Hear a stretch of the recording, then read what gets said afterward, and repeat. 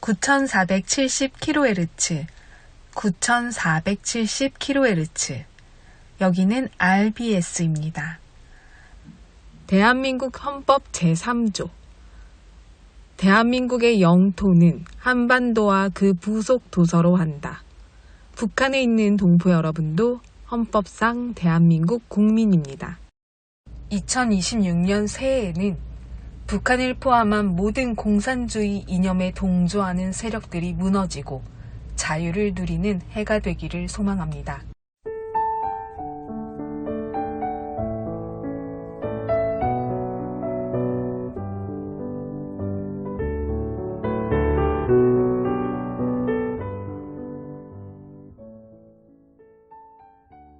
북녘 동포 여러분, 6월이 왔어요.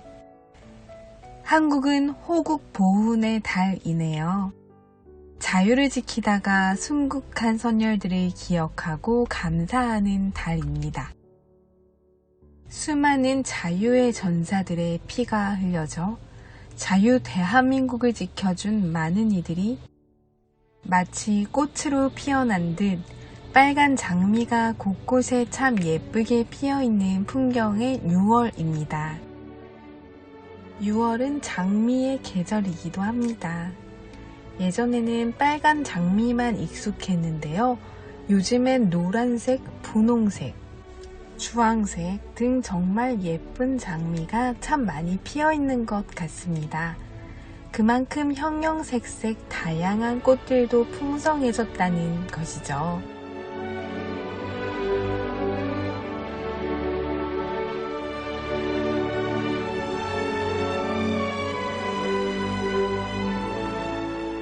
꽃을 꺾는 사람들도 없어요. 희한하죠? 이렇게 많은 꽃들이 피어 있는데요. 대한민국에서는 꽃가게에 가서 꽃을 삽니다.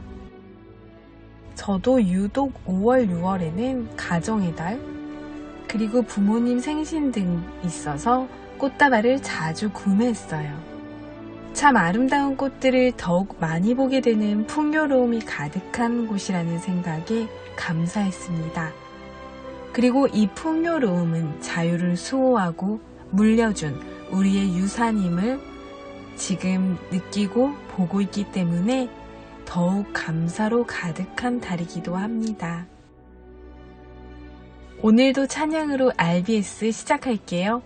저 장미꽃 위에 이슬.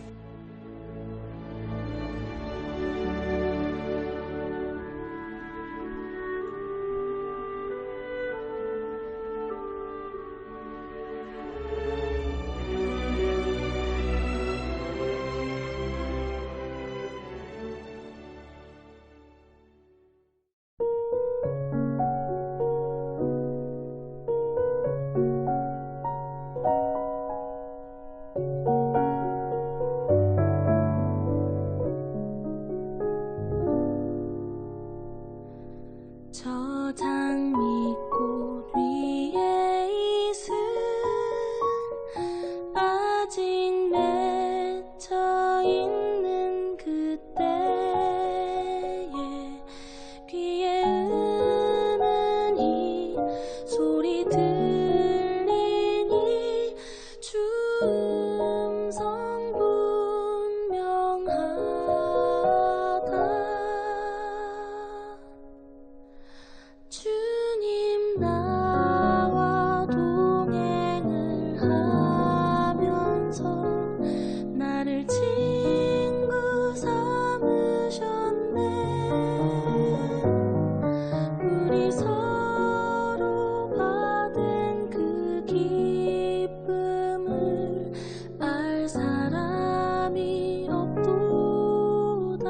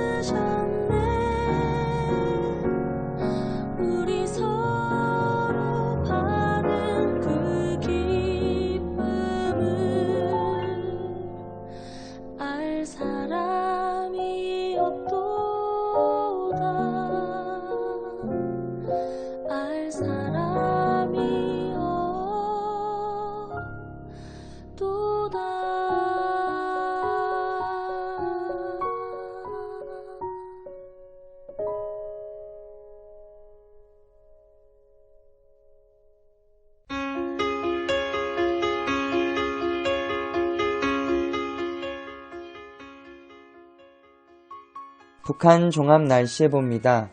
6월 2일 전 지역 대체로 맑겠습니다.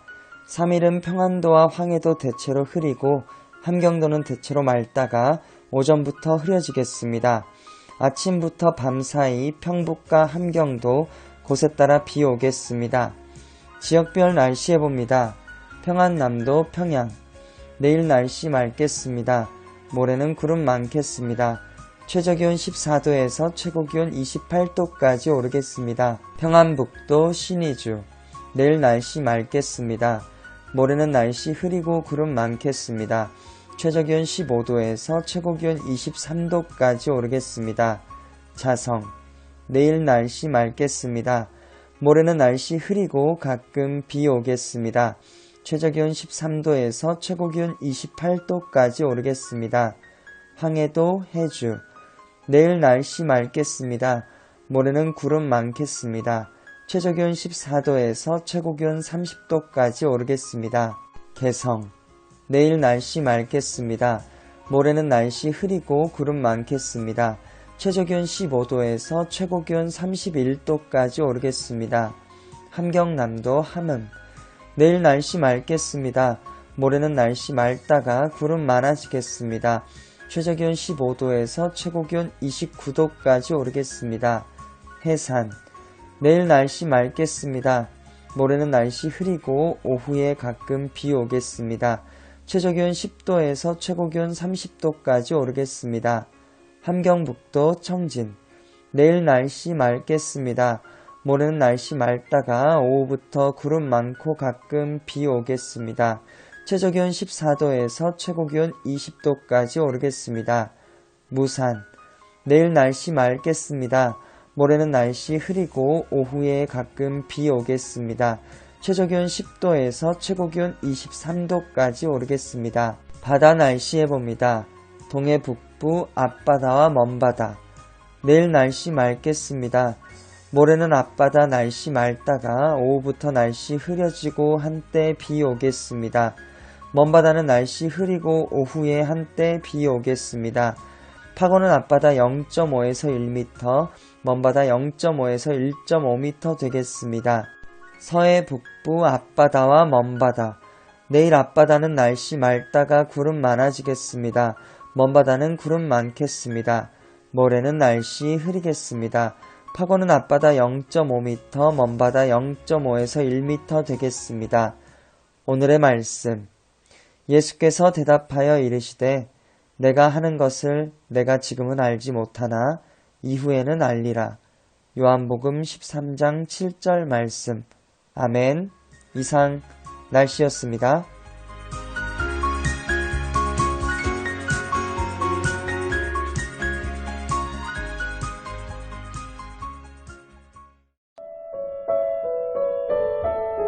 여기는 RBS 부흥복음통일방송입니다.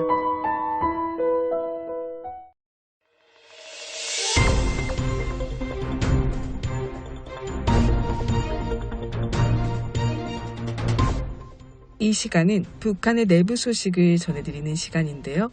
RBS 아나운서가 북한 뉴스를 전합니다.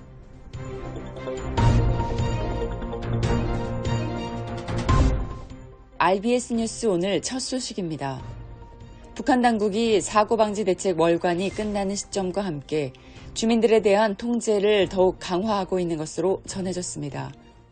하지만 주민들 사이에서는 강연만 하지 말고 실제 도둑이나 잡아달라는 불만이 커지고 있습니다. 양강도의 한 소식통에 따르면 해산시 안전부는 지난 5월 23일 안전원들에게 사고방지 대책 월간이 끝날 때까지 단 한 건의 사건 사고도 발생하지 않도록 하라는 지시를 내렸습니다. 담당 지역에 대한 순찰과 단속도 이전보다 훨씬 강화된 것으로 알려졌습니다. 안전원들은 주민들을 대상으로 교통사고와 화재, 물에 빠지는 사고를 막기 위한 강연을 이어가고 있고 절도나 폭행, 술에 취해 소란을 피해오는 행위를 없애야 한다는 교육도 진행하고 있습니다.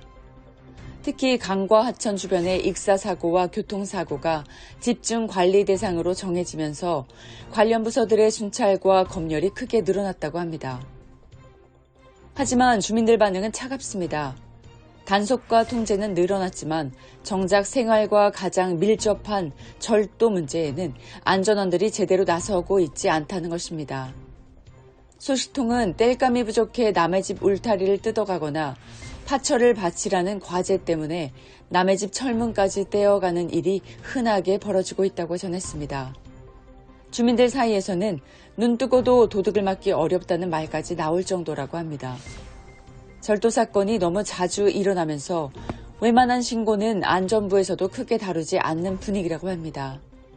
그러다 보니 도둑질한 사람보다 도둑 맞은 사람이 문제다. 자기 물건을 못 지키면 손해다라는 말까지 퍼지고 있다고 소식통은 전했습니다. 주민들은 인민의 생명과 재산을 지킨다고 하면서 교육만 반복할 것이 아니라 실제로 주민들을 괴롭히는 도둑부터 잡아야 하는 것이 아니냐며 불만을 나타내고 있습니다.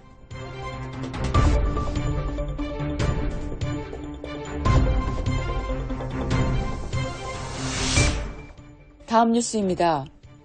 북한 전역에서 모내기 총동원이 이어지고 있는 가운데 황해남도 농촌에 동원된 청년들이 밤낮 없는 노동과 사상학습에 시달리며 큰 부담을 겪고 있는 것으로 전해졌습니다. 황해남도의 한 소식통에 따르면 지난 5월 19일부터 사회주의 애국청년동맹 중앙위원회에 내려온 지도조가 평양과 각지에서 농촌에 동원된 청년들을 상대로 강도 높은 모내기 실적을 요구하고 있습니다. 이들은 청년들에게 모내기를 더 빨리 끝내야 한다는 학습과 지시를 계속 내리고 있으며 특히 최근 청년동맹 대회에 참가했던 청년들에게는 앞장서서 모범을 보여야 한다며 더 큰 책임을 지우고 있는 것으로 알려졌습니다. 특히 중앙에서 내린 이른바 야간 독경덜, 따라 낮에 계획량을 채우지 못하면 밤에도 횃불을 켜고 논으로 나가 모내기를 계속해야 하는 상황이라고 합니다. 소식통은 피로를 이기지 못하고 숙소에서 잠든 청년들이 있으면 지도원들이 한밤중에 숙소를 찾아가 깨운 뒤 다시 논으로 내보내는 일까지 벌어지고 있다고 전했습니다. 실제 최근 안악군의 한 농장에서는 밤늦게 청년 숙소를 불시에 찾아가 잠든 청년들을 모두 마당에 모아 세운 뒤 혁명 정신이 부족하다며 공개 비판을 벌였다고 합니다. 이후 새벽 1시가 넘은 시간에 다시 논으로 보내 일을 계속하게 했다는 것입니다. 이 때문에 청년들 사이에서는 겉으로는 구호를 외치면서도 속으로는 불만이 커지고 있다고 합니다. 한 청년은 이러다가 모내기가 끝나기 전에 내 허리가 먼저 부러질 것 같다고 말했고 또 다른 청년은 기계도 이렇게 쉬지 않고 돌리면 고장나는데 사람을 밤낮으로 몰아붙인다며 답답함을 토로한 것으로 전해졌습니다. 현장을 지켜보는 일부 당 간부들과 행전 간부들 사이에서도 걱정의 목소리가 나온다고 합니다. 낮에는 모내기 소리가, 밤에는 사상 비판 소리가 이어질 정도로 농촌 현상이 24시간 긴장 속에 놓여 있다는 것입니다. 또 일부 청년, 동맹 지도원들은 청년들이 졸면서 뭐를 제대로 심었는지까지 살펴보겠다며 논을 돌아다니고 있어 이를 지켜본 농장 간부들조차 지나치다며 혀를 차고 있다고 소식통은 전했습니다.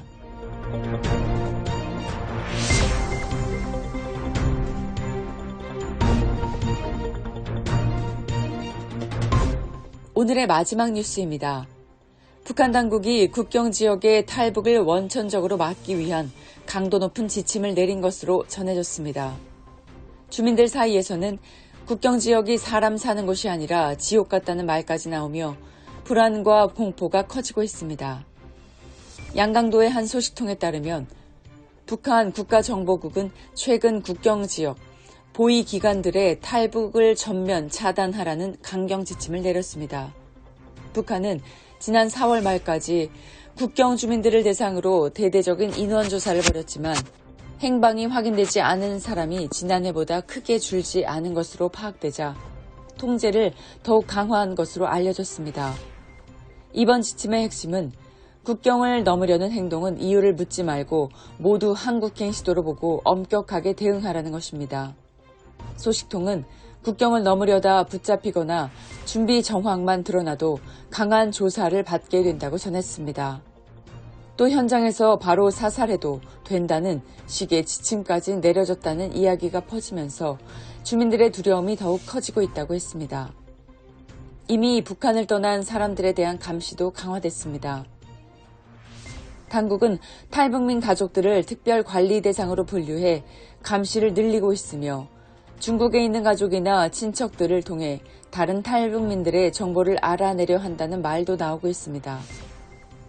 특히 중국 공안과 정보를 주고받으며 중국에 머무는 탈북민들의 행방을 추적하고 있다는 소식까지 전해지면서 한국행을 준비하던 사람들과 그 가족들의 불안이 더욱 깊어지고 있다고 합니다. 이와 함께 각 지역 보위기관들은 인민반장들과 함께 매일 주민들의 동태를 살피고 집집마다 가족 수를 확인하고 있는 것으로 알려졌습니다. 탈북을 시도하는 바람에 사람뿐 아니라 그들에게 동정하거나 도움을 주려는 주민들까지 감시 대상이 되고 있다는 점에서 국경 지역의 긴장감은 더욱 높아지고 있습니다. 소식통은 서로가 서로를 의심하고 감시하는 분위기 속에서 주민들이 깊은 답답함을 느끼고 있다며 여기는 사람 사는 곳이 아니라 지옥과 다름없다는 한숨이 곳곳에서 나오고 있다고 전했습니다. 지금까지 RBS 뉴스를 전해드렸습니다.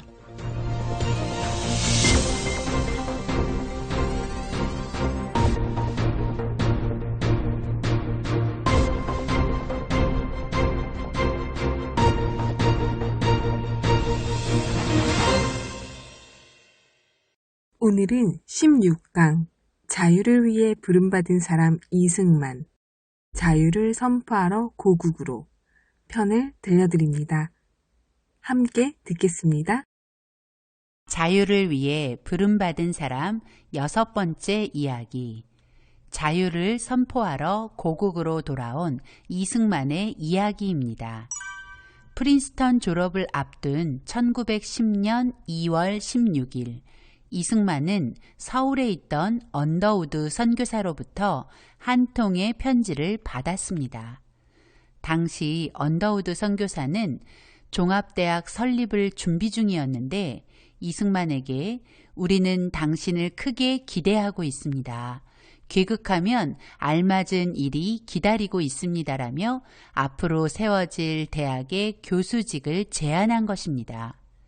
이승만은 4월 9일 언더우드 선교사에게 이렇게 답장했습니다. 제가 2달 후면 프린스턴에서 박사학위를 받습니다.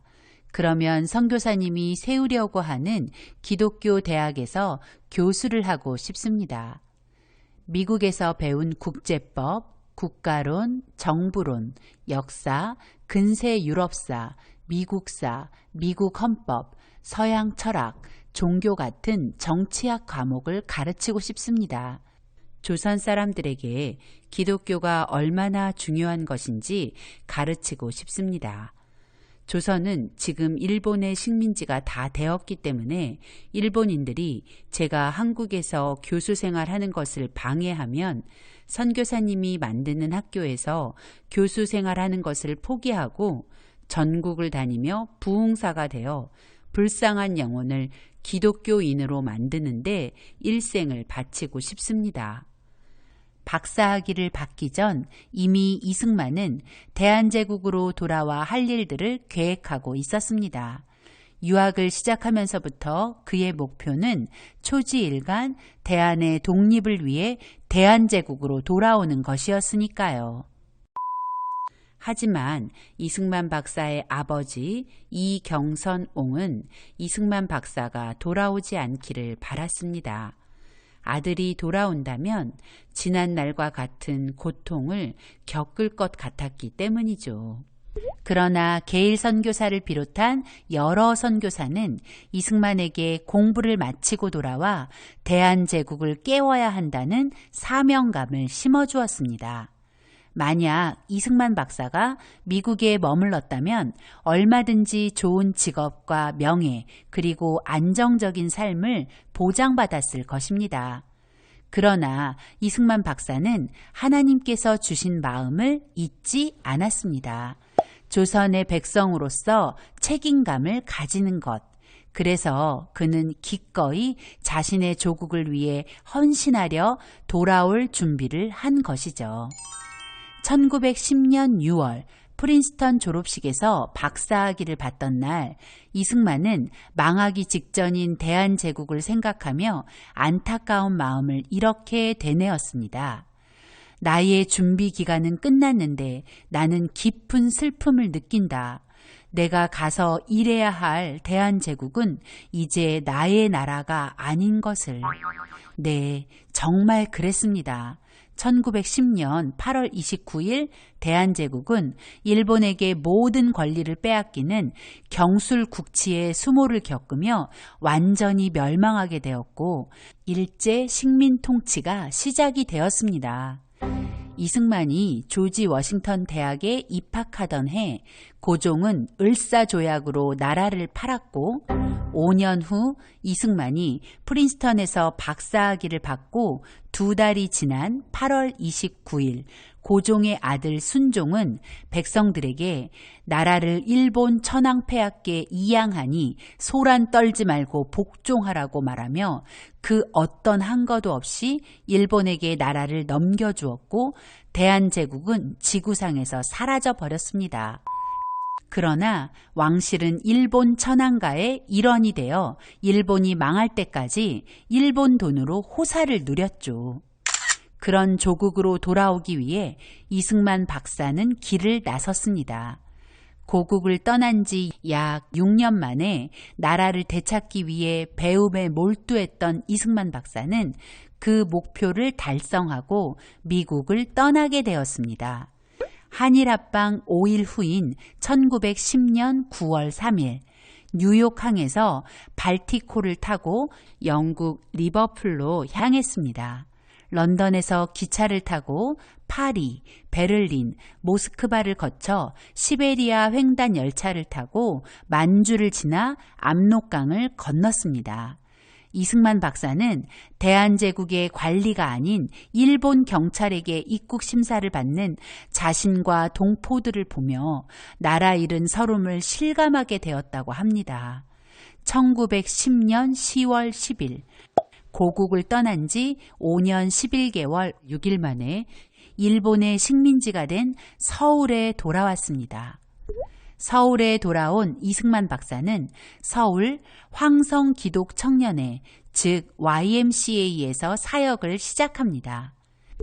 이곳에는 한성감옥 동지 이상재와 김정식, 유성준, 홍재기 등이 일하고 있었는데 이들은 이승만 박사가 한성감옥에서 복음을 전해 기독교인이 된 사람들이었죠.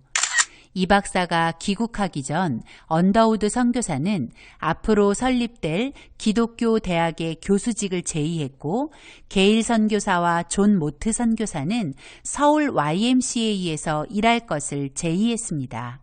그러나 언더우드 선교사가 시작하려는 기독교 대학의 인가가 늦어지면서 이승만 박사는 게일 선교사와 존 모트 선교사의 제안을 받아들여 YMCA의 한국인 총무와 YMCA의 학생부 간사 그리고 YMCA 청년학교 학감으로 일하게 된 것입니다.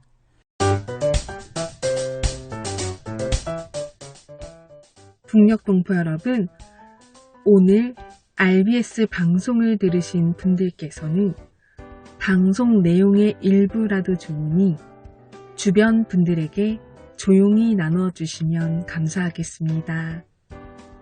이 방송은요, 자유와 복음을 전하는 소식입니다. 우리 동포 여러분께서 주변의 지인들께 이 방송을 들었던 내용 중 감동을 받았던 것을 조용히 함께 나눠주시고 그 내용을 전달해 주시면 정말 감사하겠습니다. 함께 복음통일, 자유통일을 이루어가는 시작이 될 것입니다.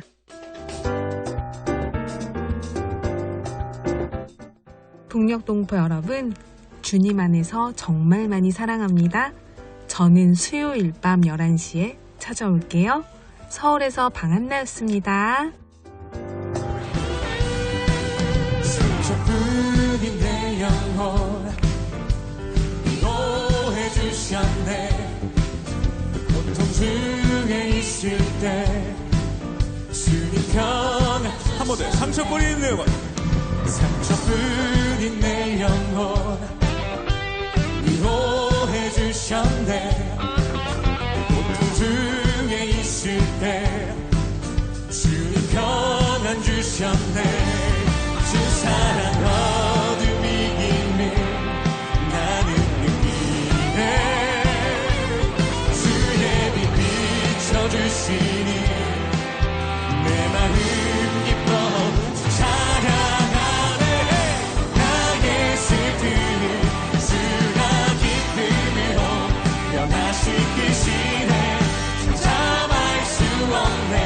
기뻐 춤추며 찬양해.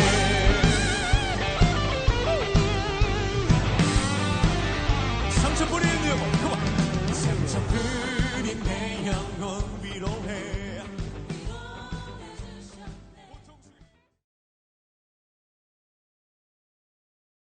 9470